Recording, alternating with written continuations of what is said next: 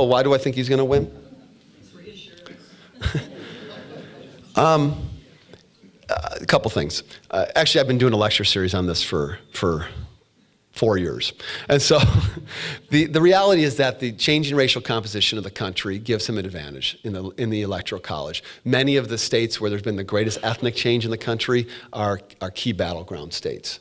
Okay, there's only a few that aren't, like a Texas or a California. A lot of them are, though. You've had significant change in Florida, you've had significant change in Nevada, Colorado, and even in Virginia. So those states really make a difference, and that's why they've become battleground states, because Nevada wasn't until Obama won. Colorado wasn't. Virginia hadn't elected a Democrat since '64, but now it did in 2008. So I think that those issues matter for him.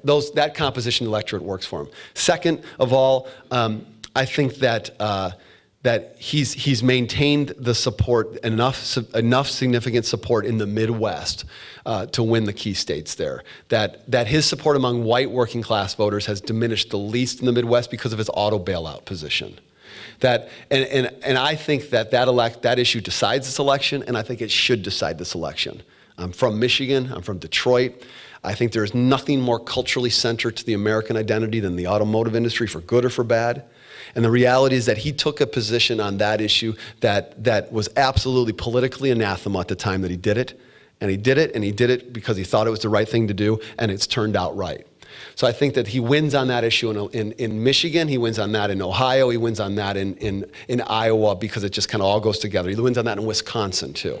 So I think that he holds those states. And the third thing I would say is that the reason I'm so confident of it today is that every politician has a tell. You know what tells are? A tell is when they may not be aware of it, but they're doing something that tells somebody else that clearly they're nervous or worried or something.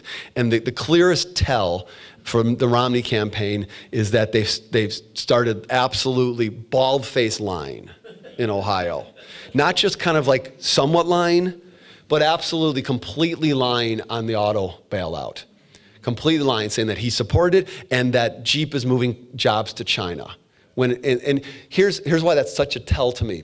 If you're going to be president, if you think you're going to win, and you need to work with the CEOs of the automotive industry, then you don't lie about their product 2 weeks before you're about to win the presidency, because you need them when you win.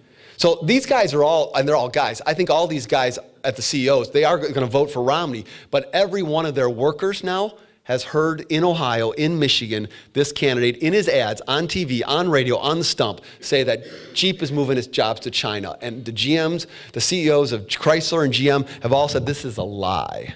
This is false. So this would be like the president of the University of Washington, the guy who's about to be president coming from Utah, and saying something like this. The provost is cutting faculty jobs at the University of Washington and lying about that before he took the job here. What kind of relationship would he have if he came in the door after saying that about the provost and the faculty? We'd all hate the guy, right? So he's lying about that. And that is a bridge too far to me. You don't do that if you're actually winning. Do you think people are not believing his lies? Yes, I think they're not believing his lies. I do. I absolutely think that this is the case. There are moments when you go too far. And this is too far, because there have been people, worker after worker, who has heard him and has contacted political officials and leaders of their work saying, I've heard this, is this true? And they've been reassured that it's not. And then now they look at this guy, Romney, who they might culturally have been in sync with, and now say, you scared the crap out of my family and me. We can't trust that. And the newspapers in Ohio have been very critical of Romney on this. Yeah.